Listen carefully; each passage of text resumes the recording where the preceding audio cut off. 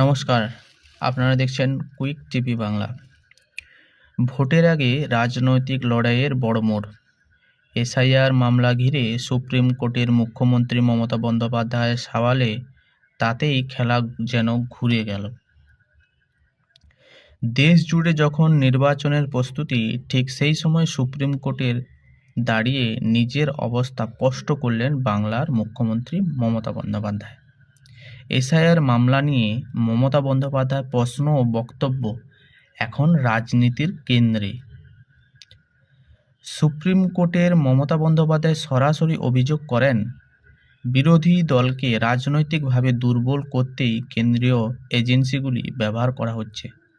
তার বক্তব্য, নির্বাচনের মুখে একের পর এক মামলা শুধুমাত্র চাপ তৈরি করার কৌশল।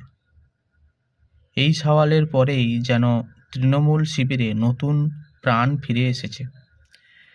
রাজ্যের বিভিন্ন জেলায় তৃণমূল নেতৃত্ব ও কর্মীদের মধ্যে দেখা গেছে বাড়তি আত্মবিশ্বাস।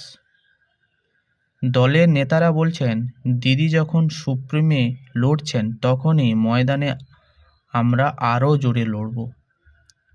শুধু দলীয় কর্মীরাও নয়, সাধারণ সমর্থকরাও মনে করছেন আইনি লড়াইয়ের পাশাপাশি রাজনৈতিক বার্তাও স্পষ্ট করে দিয়েছেন মুখ্যমন্ত্রী।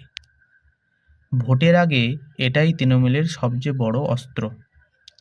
অন্যদিকে বিজেপির পাল্টা দাবি, আইনের ঊর্ধ্বে কেউ নয়। বিজেপির বক্তব্য, তদন্ত চলবে নিয়ম মেনেই, এর সঙ্গে রাজনৈতিক কোনো সম্পর্ক নেই। তবে তৃণমূলের পাল্টা প্রশ্ন, তাহলে ভোট এলেই কেন এই তৎপরতা? রাজনৈতিক পর্যবেক্ষকদের মতে সুপ্রিম কোর্টের মমতা বন্দ্যোপাধ্যায় এই সওয়াল শুধুই আইনি লড়াই নয়, বরং এক বড় রাজনৈতিক বার্তা। এতে তৃণমূল বোঝাতে চাইছে, কেন্দ্রের বিরুদ্ধে লড়াইয়ে তারা ভয় পায় না। গ্রাম থেকে শহর সব জায়গাতেই এখন এই বিষয় নিয়ে আলোচনা চলছে। তৃণমূলের সভা মিছিলে বারবার উঠে এসেছে সুপ্রিম কোর্টের প্রসঙ্গ।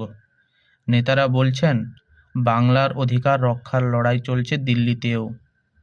ভোটের মুখে এই ইস্যু তৃণমূলকে সংগঠিত রাখতে বড় ভূমিকা নিতে পারে বলেই মনে করছেন বিশেষজ্ঞরা।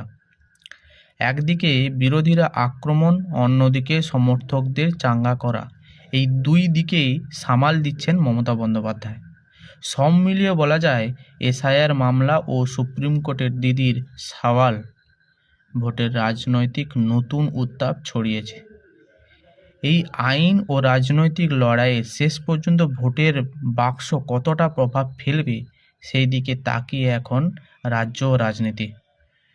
নজর থাকবে সুপ্রিম কোর্টের পরবর্তী